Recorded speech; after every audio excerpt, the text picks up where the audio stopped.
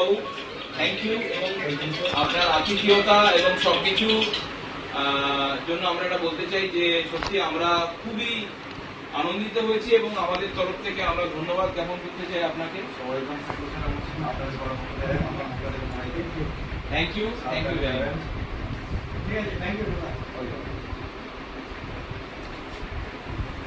Thank you.